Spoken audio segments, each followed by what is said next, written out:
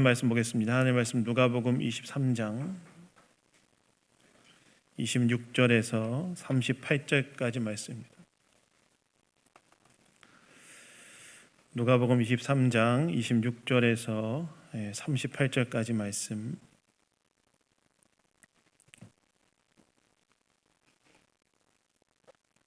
다 찾으셨으면 함께 교독하도록 하겠습니다. 그들이 예수를 끌고 갈 때에 시몬이라는 구레네 사람이 시골에서 오는 것을 붙들어 그에게 십자가를 지워 예수를 따르게 하더라.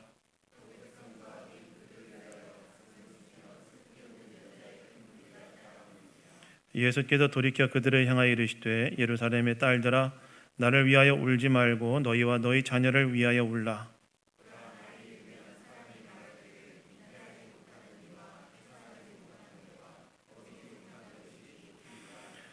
그때 사람이 산들을 대하여 우리 위에 무너지라 하며 작은 산들을 대하여 우리를 덮으라 하리라.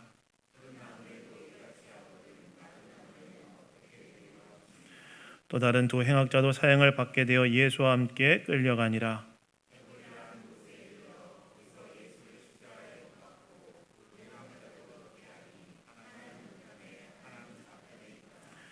이에 예수께서 이르시되 아버지 저들을 사하여 주옵소서 자기들이 하는 것을 알지 못함이니이다 하시더라. 그들이 그의 옷을 나눠 제비 뽑을새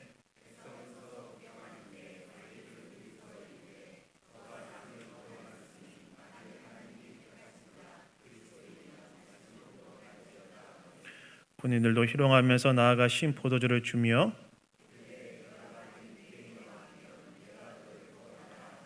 함께 읽겠습니다. 그의 위에 이는 유대인의 왕이라 쓴 배가 있더라. 아멘. 아멘.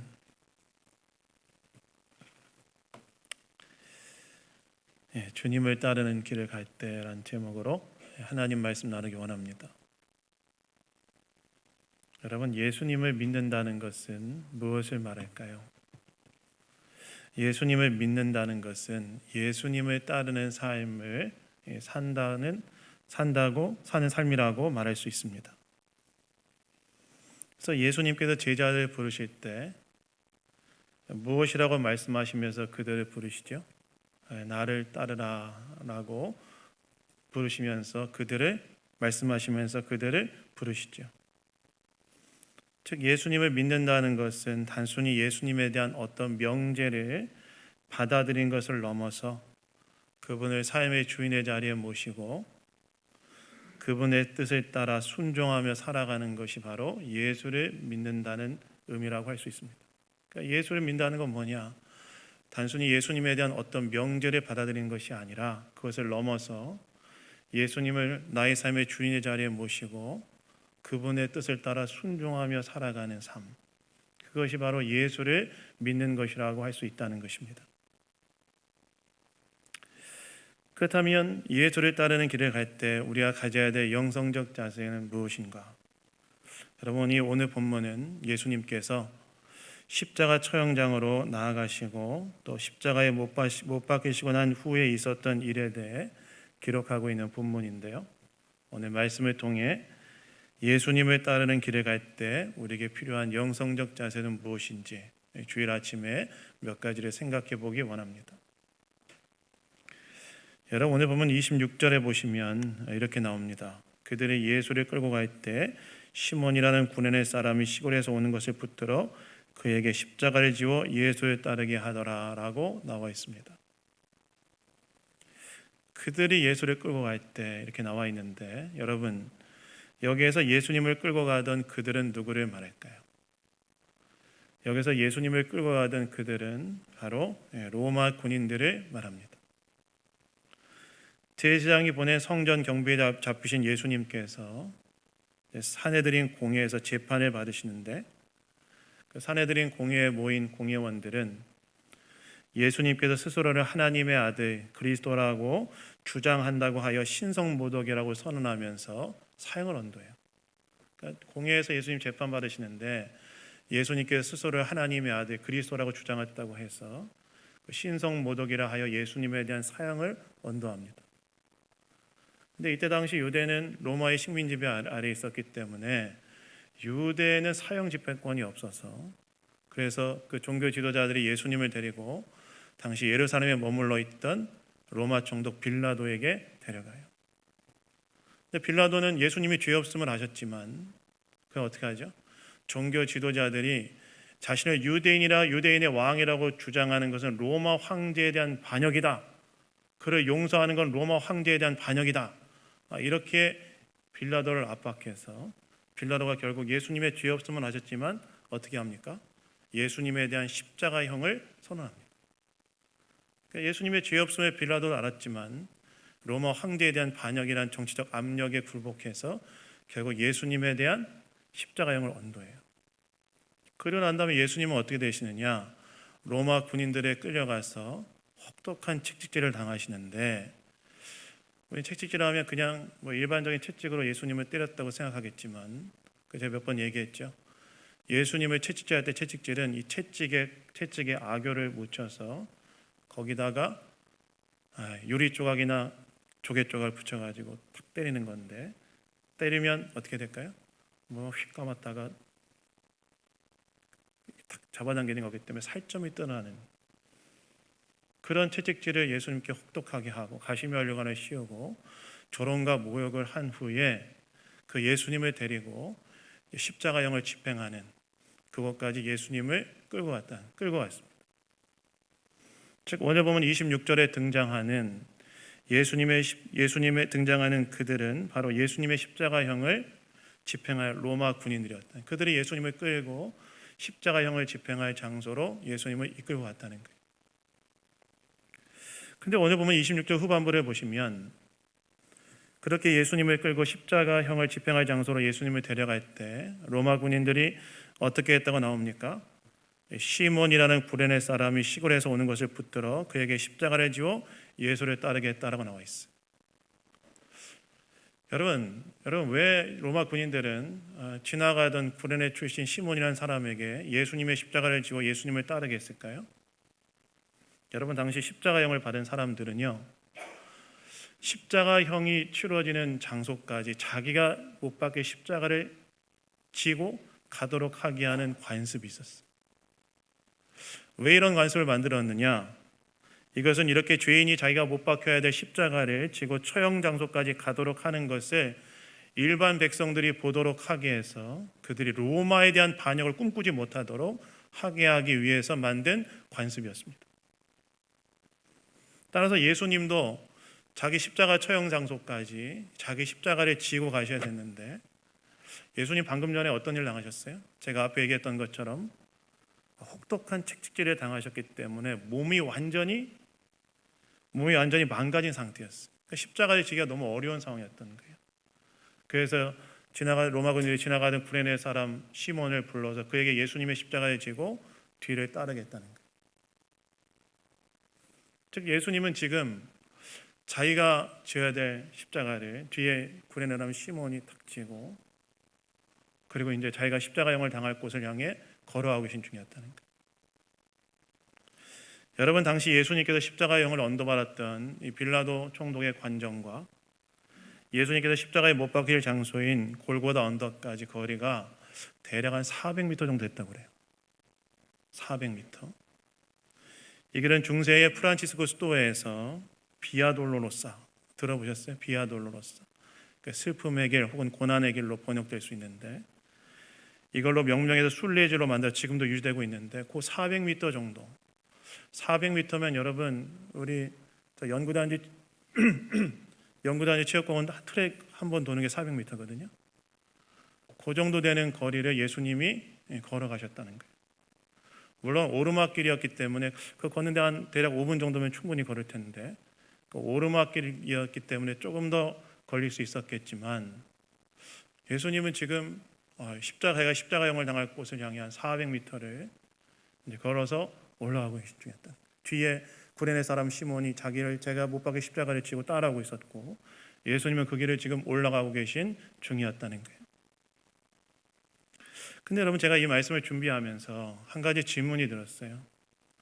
어떤 질문이 들었냐면 예수님께서 자기가 못 박게 십자가를 뒤에 두고 처형 장소인 골고다 언덕을 향해 올라가던 이 약 400m의 길을 걸어가실 때 예수님 마음은 좀 어땠을까? 이런 질문이 좀 생겼어요. 빌라로 관정에서 사형을 언도받고 십자가형 언도받고 로마 군인들에게 채찍질 당하고 로마 군인들에게 끌려서 이 400m의 골고다 언덕을 향해 약 5분 거리를 걸어가고 계실 때 예수님 마음은 어땠을까? 이런 질문이 좀 들었어요. 물론 여러분, 예수님께서는 방금 전에 당한 육체적 고통으로 인해 괴로우셨을 거예요. 채찍질 당한 찢겨진 몸, 가시면류관을 썼기 때문에 머리에선 피가 흐르고 있었을 것이고 조롱과 모욕을 당한 그 육체적인 고통으로 괴로우셨을 거예요. 그리고 이제 곧 담당해야 될 십자가의 고통, 400m 5분에서 한 10분 정도만 걸어가고 난 후에 이제 십자가에 못 박히실 텐데 그 십자가 고통 앞에 두려웠을지도 몰라요. 그러나 여러분, 예수님께서 골고다를 향해 올라가시는 이 400m의 길, 5분 정도의 거리, 찢겨진 몸, 육체적인 괴로움, 앞으로 당해야 될 십자가형 앞에서의 두려움, 괴로움, 이런 것들이 예수님의 마음에 있었을지도 모르지만, 그러나 그 시간 동안 골고다 언덕을 향해 올라가시는 그 시간 동안 예수님은 단순히 육체적 고통과 십자가의 고통에만 압도당하지는 않으셨을 거예요. 거기에 압도당하지 않았을 거예요. 왜요? 성경을 보시면 예수님께서 이 십자가를 향해 나아가실 때 어떤 마음과 자세로 나가셨는지에 대해 알 수 있는 성구가 성경에 나와 있는데, 히브리서 12장 2절에 보면 이렇게 나오는데, 우리 히브리서 12장 2절 우리 한번 PPT로 띄워주십시오. 우리 한번 다 같이 한번 우리 읽어보도록 하겠습니다. 읽겠습니다. 시작. 믿음의 주여 또 온전하게 하시는 이인 예수를 바라보자. 그는 그 앞에 있는 기쁨을 위하여 십자가를 참으사 부끄러움을 기치 아니하시더니 하나님의 보호자 우편에 앉으셨느니라. 히브리서 기자가 예수님께서 이 십자가를 향해 가실 때 예수님의 마음이 어떠셨는지에 대해 우리에게 설명해 주고 있는데, 뭐라고 얘기하고 있는 거예요? 예수님께서는 십자가를 향해 나아가실 때 무엇을 위하여 나가셨다고 나와 있습니까? 기쁨을 위해 나가셨다는 게 참 신기하게도, 기쁨을 위하여 예수님 나가셨다는 거예요. 즉 십자가 뒤에 있는 기쁨을 위하여 예수님이 십자가 골고다 언덕 그 400m 5분의 거리를 십자가의 죽음을 향하여 나아가 계실 때 예수님은 육체적 고통, 십자가로 인해 당해야 될 그 십자가의 고통에 대한 두려움이 있을 수도 있었겠지만 거기에 압도된 것이 아니라 십자가 뒤에 있는 기쁨을 바라보면서 그것을 바라보면서 십자가를 향해 나가셨다는 거예요. 즉 예수님께서 십자가의 처형장을 향해 가시는 그 시간 동안 예수님께서는 뭘 보셨느냐? 십자가 뒤에 있는 기쁨을 보셨다는 거예요. 그것을 위하여 십자가를 참으셨다는 거예요. 특별히 여기서 히브리서 12장 1절에 나오는 이 참다라는 이 구절은 헬라어로 히포모네라는 단어가 사용되어졌는데, 이 단어는 단순히 무거운 짐을 버티는 수동적 인내를 말하는 것이 아니라 그것 이후에 미래에 얻게 될 기쁨을 위하여 견디는 능동적 인내를 말하는 단어라고 할 수 있습니다. 즉 십자가형이 기다리고 있던 골고다 언덕을 향해 올라가시는 예수님은 십자가 뒤에 있는 기쁨, 그 기쁨을 보시면서 십자가를 참아내셨다는 거예요. 십자가를 향해 골고다 언덕을 올라가시는 그 400m의 시간 동안에, 그 5분여의 시간 동안에, 십자가형을 나가는 그 시간 동안에 예수님께서는 그 십자가의 괴로움에 압도되는 것을 넘어서 십자가 뒤에 있는 기쁨을 바라보시면서 십자가를 향해 나가셨다는 거예요. 아마 이때 예수님께서 바라보신 기쁨은 십자가를 통하여 하나님의 뜻을 성취함으로 통하여 얻게 되어지는 기쁨, 또한 십자가를 통해서 죄인들인 저와 여러분들이 구원받을 것에 대한 기쁨, 십자가를 통하여서 죄인인 저와 여러분이 구원받을 것에 대한 기쁨, 그리고 십자가 뒤에 하나님께 주의 영광을 얻게 될 것이라는 기쁨을 보시면서 나아갔을 거예요. 주님이 보셨던 기쁨이란 뭐예요? 십자가를 넘어서 주님이 보셨던 기쁨이란 뭐냐면 하나님의 뜻을 성취함으로 인해 얻게 되어지는 기쁨, 죄인이었던 저와 여러분이 십자가를 통하여서 구원을 얻을 것으로 인한 기쁨, 그리고 이것을 통하여서 영광 받으실, 하나님 주실 영광으로 인한 기쁨을 보시면서 예수님께서는 십자가 그 400m의 길을 걸어가셨을 거라는 거예요. 그 기쁨을 보시면서 그 십자가의 고난, 십자가의 순환을 주님께서는 견디셨다는 것입니다. 여러분, 여기서 우리는 예수님을 따르는 길에 갈 때 우리가 가져야 될 영성적 자세가 무엇인지에 대해 한 가지 깨닫게 되는 게 있죠. 자, 여러분, 예수 그리스도를 따르는 이 길을 갈 때에 우리가 가져야 될 영성적 자세는 무엇이냐? 우리는 그 주님을 따르는 길 뒤에 있는 주님이 주실 기쁨에 우리의 시선을 고정하며 주님을 따라가야 된다는 거예요. 자, 여러분, 예수 그리스도를 따르는 그 길을 갈 때에 우리가 우리 시선을 고정해야 될 것은 무엇이냐? 그 뒤에 주님이 주실 기쁨, 주님이 우리에게 주실 영광, 그것을 바라보면서 주님을 따라가야 된다는 것입니다. 사실 여러분, 우리가 이 주님을 따라가는 이 길에는 주님을 위한 수고 헌신이 있죠. 예수님을 따라가는 이 길에는 예수님을 위한 수고 헌신이 있습니다. 처음 예수를 믿은 분들은 뭘 처음에 이제 헌신하죠? 처음 예수를 믿는 분들은 주일에 나와 예배하는 게 헌신입니다. 그게 헌신이에요. 그 전에 예수 믿기 전에는 주일에 뭐 했어요? 예수 믿기 전에는 주일에 뭐 했습니까? 저 어렸을 때는 만화 봤습니다. 9시에 재밌는 만화가 나와가지고 자기 마음대로 시간을 썼죠. 근데 이제 예수 처음 믿고 난 다음에 주일에 나와 예배 드리는 게 헌신이에요. 처음 예수 믿는 분들은. 그리고 조금 시간이 지나면 교회의 가치를 알게 되고 교회를 세우는 일에 헌신합니다. 때로는 물질로, 때로는 시간으로, 때로는 손과 발로 헌신합니다. 그리고 또 시간이 지나면 주님의 소원을 알게 되어서 삶의 현장에서 복음을 전하고 영혼을 돌보는 일에 헌신하죠. 그게 성장해야 됩니다. 우리 그 길로 가야 됩니다.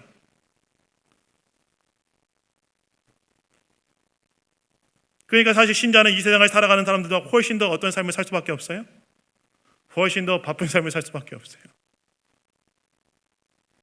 그런데 그렇게 살아가다 보면 어떻게 돼요? 때로는 이거 수고에 눌리죠. 수고에 눌릴 때가 있어.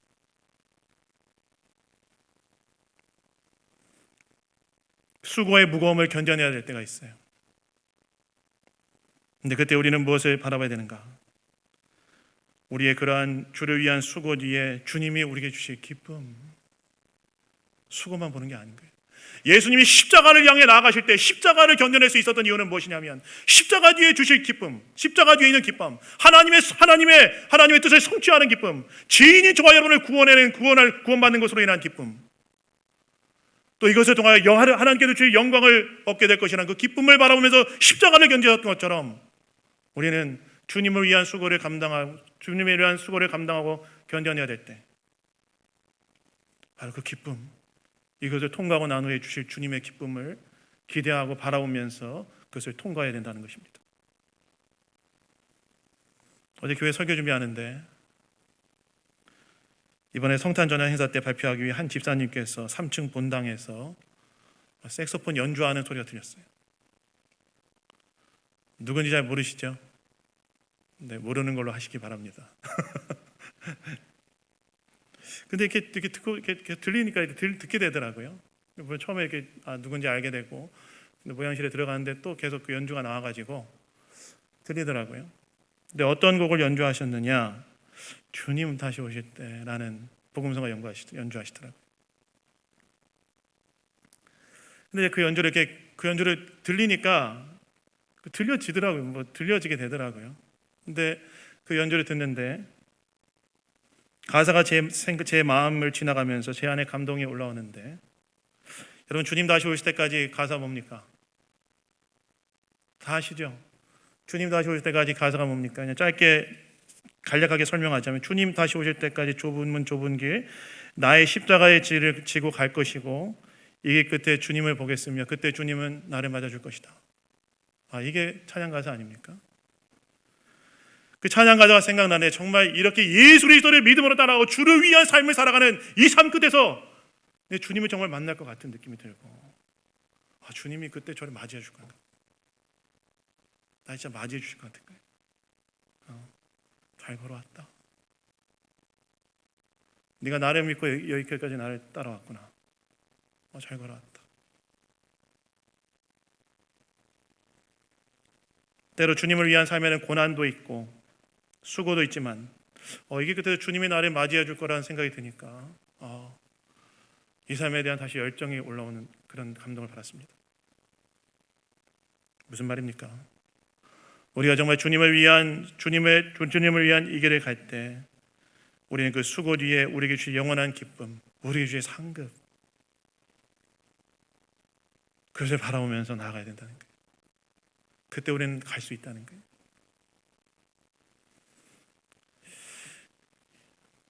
영국의 아주 유명한 신학자인 윌리엄 바클레이는 이 십자가를 향해 가실 때 예수님의 인내에 대해 농부의 마음을 예로 들어 설명하는데, 이렇게 설명했습니다. 한번 들어보십시오. 농부가 뜨거운 떼약볕 아래에서 허리를 굽혀 일할 수 있는 이유는 지금 손에 쥔 딱딱한 씨앗 때문이 아니라 그의 마음속에 이미 펼쳐진 황급빛 들판 때문입니다. 이렇게 얘기했어요. 지금 농부가 허리를 굽혀서 그 딱딱한 씨앗을 심을 수 있는 이유는 손에 쥔 딱딱한 씨앗 때문이 아니라 그의 마음속에 이미 펼쳐진 황급빛 들판 때문입니다. 농부가 뜨거운 햇볕 아래서 허리를 굽히는 수고를 견딜 수 있는 힘은 현재의 고통이 아니라 아직 오지 않은 미래의 수확물을 현재의 눈으로 미리 보고 있기 때문입니다. 그것이 바로 예수님의 인내였습니다. 이렇게 말했어요. 무슨 말입니까?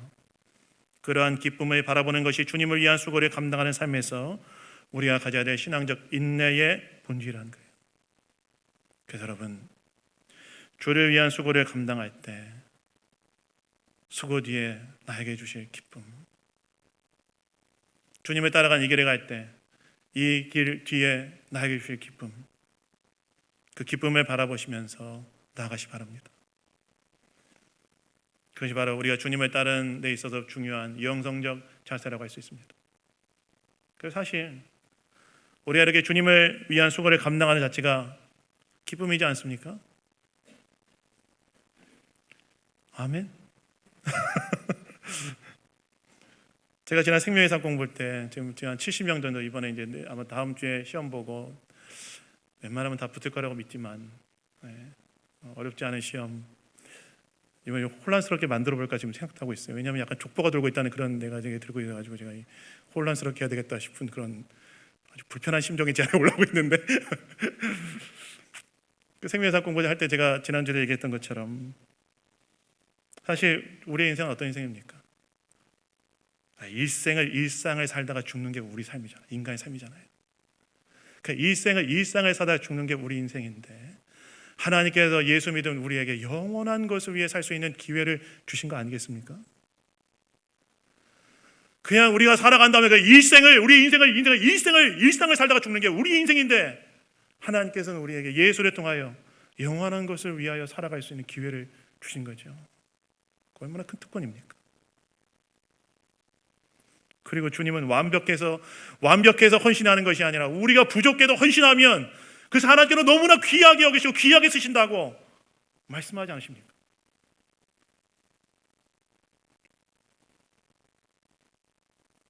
그래서 여러분, 주를 따르며 주를 위한 수고를 감당할 때 그 뒤에 있는 기쁨을 바라보시면서 그 수고를 감당하시는 우리 성도님들 다 되시기를 예수님 이름으로 축원합니다. 서로 부족해도, 제가 지난 성경에 부족해도 우리가 주를 위해 우리의 삶을 구별하여 드릴 때 그 주님 너무 좋아하세요. 너무 귀하게 여기세요. 별거 아닌 것 같지만, 인간의 눈으로 별거 아닌 것 같지만 하나님 너무 귀하게 여기세요. 두 번째는요, 우리가 주님을 따르는 일에서 가장 본질적인 사명은 사람들로 하여금 예수님을 만나도록 돕는 데 있다는 사실을 기억하고 이 일에 헌신해야 된다는 거예요. 여러분, 오늘 보면 27절에 보시면 참 좀 특별한 말씀이 27절부터 나오는데, 예수님께서 십자가를 향해 올라가시자 백성과 및 그를 위하여 가슴치며 슬피 우는 여자의 큰 무리가 예수님을 따라왔다고 나와 있어요. 그 400m 올라가는 그 길 뒤에 예수님의 뒤를 백성과 수많은 특별히 여자들이 가슴을 치며 슬피 울며 예수님을 따라갔다고 나와 있어요. 특별히 예수님의 슬피 우는 이 여자들은 예수님께서 앞으로 겪게 될 운명으로 인해 가슴을 치며 울었던 것을 보이죠. 저 이제 예수님이 십자가의 그 고통을 겪을 거라는 그 운명 앞에서 슬퍼하면서 가슴을 치며 올라갔다고 나와 있습니다. 그런데 여러분, 오늘 이 본문을 보시면 예수님께서 자신이 겪게 될 운명으로 슬피우며 따라오는 여자들에게 굉장히 특별한 말씀을 하시는데 뭐라고 말씀하십니까? 우리 28절 한번 다 같이 한번 읽어보도록 하겠습니다. 28절 읽겠습니다. 시작. 예수께서 돌이켜 그들을 향하여 이르시되 예루살렘의 딸들아, 나를 위하여 울지 말고 너희와 너희 자녀를 위하여 울라. 예수님께서 십자가를 향해 가시는데 자기를 위해 울고 있는 그 여자들을 향해 딱 돌아보면서 나를 위해 울지 말고 너희들을 위해 울어라. 이렇게 말씀하셨다는 거예요. 여러분, 지금 이 순간 가장 비극적인 상황에 놓여 계신 분이 누굽니까? 여러분, 지금 이 상황에서 가장 비극적인 상황에 놓여 있는 분은 예수님이시죠. 그런데 예수님께서 자신을 위해 우는 여자를 향해 나를 위해 울지 말고 너희들을 위해 울어라. 너희 자식들을 위해서 울어라. 예수님 이렇게 말씀하셨다는 거예요. 그러면서 예수님 뭐라고 말씀하십니까? 29절부터 31절을 보시면, 보라, 날이 이르면 임신과 출산과 육아하지 않은 여자가 복이 있다고 말하게 될 것이고, 또한 산들에 대하여, 작은 산들에 대하여 무너지고 덮이라고 말할 날이 올 것이라고 말씀하세요. 여러분, 이게 무슨 말일까요? 여러분, 고대 사회에서 임신, 출산, 육아는 여자의 복이라고 얘기했습니다. 그런데 그것이 복이 아니라고 말할 날이 올 것이라고 예수님 말씀하셨고, 그 다음에 산들과 언덕을 작은 산들을 향하여 차라리 예루살렘을 덮어버려라 라고 말할 날이 너희들에게 올 것이다 라고 말씀하셨다는 거예요. 여러분, 이건 뭘 말할까요? 여러분, 왜 예수님께서는 자기를 따라오고 있는 이 자기를 위하여 이 슬피 우는 여자들 향해 왜 이런 말씀하고 계실까요? 여러분, 이것은 예수님께서 예수님을 배척한 예루살렘의 이마의 심판에 대해 예고하신 거예요. 다시 말해서 예수님께서 십자가를 향해 가는 자신을 향해 동정의 눈물을 흘리고 있는 여자들에게, 안타까워서 동정의 눈물을 흘리고 있는 여자들을 향해 예수님께서 뭐라고 말씀하신 거예요? 정말 너희가 울어야 될 대상은 내가 아니라 나를 배척함으로 심판받게 될 너희들의 현실을 보며 너희와 너희 자식들을 위해 울어야 된다 라고 예수님께서 말씀하신 거라는 거예요. 즉, 예수님께서는 예루살렘 여인들을 향해 나를 향한 동정의 눈물을 흘리지 말고 자신을 배척한 너희들의 처지를 보고 자신과 너희들의 자신과 너희 자녀를 위해서 울어야 된다. 너희들이 진짜 울어야 될 지금 대상은 내가 아니라 너희와 너희의 자식들이다. 나를 배척함으로 심판받게 될 너희와 너희 자식들이다. 이 얘기를 예수님께서 말씀하신 거라는 거예요. 즉, 그들을 향해 회개해야 된다. 정말 회개해야 된다. 여러분, 여기서 우리는 예수님을 따르는 길을 가는 우리가 추구해야 될 또 하나의 중요한 영성적 자세에 대해 깨닫는 게 있는데요. 무엇입니까? 예수님을 따르는 일에 있어서 우리가 가야 될 중요하고 본질적 사명은 바로 사람들로 하여금 그들이 하나님 앞에 놓여 있는 처지를 깨닫게 하고 그러한 공경으로부터 구원받기 위하여 예수님께 나아가도록 돕는 것. 이게 우리의 예수님을 따르는 사명의 본질이라는 사실을 우리는 놓치면 안 된다는 거예요. 우리의 사명의 본질은 뭐냐? 예수님을 따르는 우리의 사명의 본질은 뭐냐? 하나님의 죄로 인한 하나님의 진노와 심판 아래 놓여 있는 사람들의 자신의 영적 처지를 정확하게 볼 수 있도록 도와주고 사람들이 그 예수를 만날 수 있도록 돕는 것. 그것이 바로 우리가 예수를 따르는 사명의 본질이라는 사실을 우리는 잊어서는 안 된다는 거예요. 놓쳐서는 안 된다는 거예요. 사실 여러분, 이것이 중요한 이유가 무엇입니까? 이것을 할 때 교회는요, 그리고 성도도 마찬가지로 저는 생각합니다. 생명력을 지킬 수 있어요. 제가 가끔 전도하러 나가면 드는 생각이 있어요. 전도하러 나가서 사람들 만나고 처음에는 나갈 때 좀 힘들어요. 이게 또 나갈 때 쉽지 않아요. 근데 나가서 사람들을 만나서 복음 전하고 예수님 얘기하고 오면요, 그 묘하게도 영적으로 충전된다는 느낌 받아요. 되게 힘들 것 같은데 전도하면 뭔가 이렇게 주로 뭐 당하는 줄 아십니까? 아시겠지만 전도 나가면 주로 뭘 당할까요? 뭘 당할까요? 거절부터 시작해서 근데 묘하게 끝나고 나면 그게 힘든 게 아니라 영적으로 충전된다는 느낌 받아요.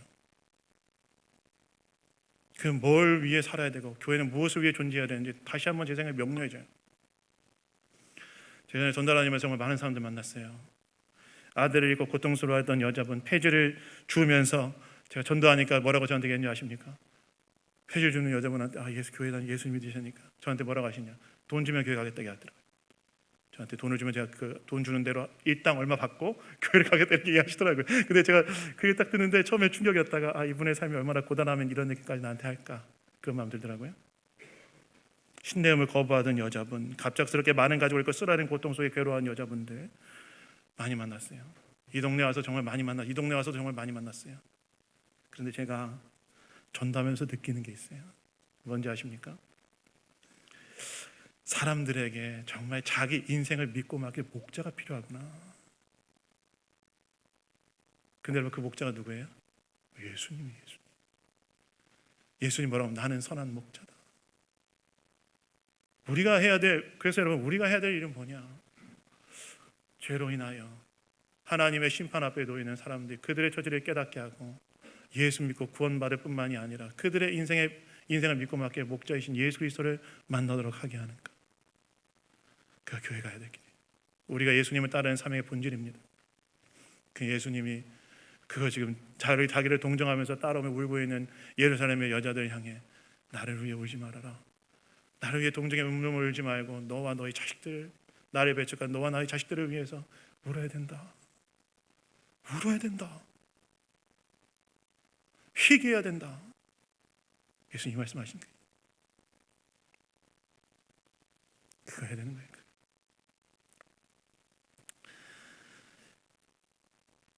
그리고 그럴 때 교회는 생명력을 유지할 수 있어요.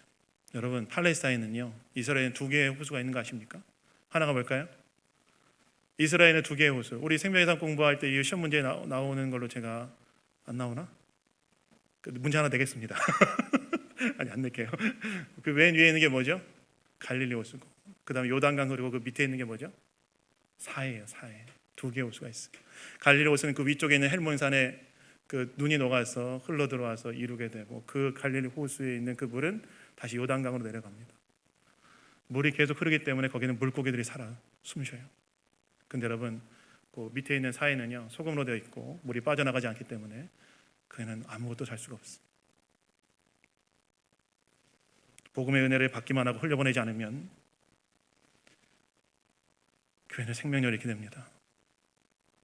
그래서 저는 그래서 계속 얘기하는 거예요. 그래도 해야 된다. 그래서 여러분, 예수를 따르는 일에 있어서 우리가 가장 중요한 본질적 사명, 구제도 중요하고 나눔도 해야 됩니다. 너무나 중요한 일입니다. 그러나 우리의 본질적 사명, 바로 예수님을 나누는 것, 예수님을 전하는 것임을 기억하고 이 일에 헌신하시는 이 자리에 모든 성도님들 다 되시기를 예수님 이름으로 축원합니다. 마지막으로 간단하게 하겠습니다. 이 모든 일에 있어서 우리의 동기는 내가 받은 용서와 사랑에 대한 감사가 되는 거예요. 여러분, 오늘 본문을 보시면 예수님 십자가에 못 박히시고, 예수님이 십자가에 못 박히신 후에 첫 번째 하신 말씀이 딱 나와요. 십자가에 못 박히신 예수님이 하신 첫 번째 말씀이 무엇입니까? 34절에 보면 뭐라고 나와 있죠? 우리 34절 다 같이 한번 읽어보도록 하겠습니다. 읽겠습니다. 시작. 이에 예수께서 이르시되 아버지 저들을 사하여 주옵소서, 자기들이 하는 것을 알지 못함이다 하시더라. 그들이 그의 옷을 나눠 제비 뽑을세. 예수님이 십자가에 못 박히시고 한 가상 7원 중에 첫 번째 말씀, 십자가에 못 박히신 예수님이 7마디 말씀하시고 돌아가시는데 첫 번째 했던 말씀이 뭐였다는 거예요? 아버지 저들을 사하여 주십시오. 나를 십자가에 못 박은 저들을 용서해 주십시오. 여러분, 어떻게 예수 믿을 수 있었을까요? 사실 예수님을 죽음으로 몰아갔던 것들은 무엇이었습니까? 당대 유대 종교 지도자들의 시기와 미움, 빌라도의 비겁함, 백성들의 무지가 예수님을 십자가에 못 박지 않았습니까? 예수님 그들 용서해달라고 한 거예요. 이건 정말 우리의 이성으로 이해할 수 없는 사랑이지요. 근데 여러분, 사실 저와 여러분이 이 예수님 시대에 예루살렘에 있었다면 저 여러분 어떻게 했을까요? 예수님 편들고 있었을까요? 우리도 예수님을 십자가에 못 박는 자들과 함께 했을까요? 왜요? 저와 여러분의 시기와 미움이 존재하고 비겁함이 존재하고 무지가 존재하기 때문에 저와 여러분도 예수님을 십자가에 못 박는 데 참여했을 것입니다. 그런데 예수님은 그런 우리를 용서하시고 하나님께 기도하는 거예요. 우리를 용서해 주십시오. 우리를 용서해 주십시오. 그리고 우리를 위하여 대속의 죽음을 당하셨죠. 다시 여러분, 우리가 예수님을 믿는 이유가 무엇입니까? 복음이 진리일 뿐만이 아니라 그 안에 담겨진 나를 향한 그분의 용서와 사랑을 깨달았기 때문에 예수 믿는 거 아니겠습니까? 그리고 사랑은 우리를 하나님의 자녀로 입양시키고 하나님과의 관계를 회복하고 그분의 사랑 안에서 이 땅을 살아갈 수 있는 놀라운 축복을 우리에게 주지 않았습니까? 바로 이러한 나를 향한 그분의 용서와 사랑이 우리가 그분을 따르고 그분을 섬기는 동기가 되어야 된다는 거예요. 그래서 여러분, 이 용서와 사랑을 늘 기억하시면서 이것이 주를 섬기는 우리의 동기가 되게 늘 여러분의 마음을 다스리시는 이 자리에 성도님들 되시기를 예수님 이름으로 축원합니다. 내가 받은 놀라운 사랑, 내가 받은 놀라운 용서, 그것이 바로 내가 주를 섬기는 목적, 이유다. 여러분, 예수님을 따르는 길을 갈 때 우리가 가져야 할 영성적 자세는 무엇일까요? 첫 번째, 수고 뒤에 기쁨을 보십시오. 둘째, 사람들을 예수님께 인도하는 것을 사명의 본질로 삼으십시오. 셋째, 내가 받은 용서와 사랑을 섬김의 동기로 삼으십시오. 이러한 영성적 자세를 기억하시고 또한 이게 끝에서 우리를 맞이하실 주님을 바라보며 이번 한 주도 주님께 충성된 제자의 삶을 살아가시는 이 자리는 모든 성도님들 다 되시기를 예수님 이름으로 축원합니다. 잠깐 기도하겠습니다. 하나님 감사합니다. 오늘도 우리에게 말씀을 통해 이야기해 주시니 감사드립니다. 주님을 따르며 주님을 위한 수고를 감당할 때 수고 너머의 기쁨을 보고 사람들을 예수님께로 인도하는 것을 사명의 본질로 삼고 우리가 받은 용서와 사랑이 우리의 모든 수고의 궁극적 동기가 되게 하여 주시어서 끝까지 주님을 따르는 주님의 충성된 제자로 오늘의 삶을 살아가는 우리 모두가 될 수 있도록 인도하여 주시옵소서. 모든 것 주님께 감사드리며 우리를 구원하신 예수 그리스도의 이름으로 기도드렸습니다. 아멘.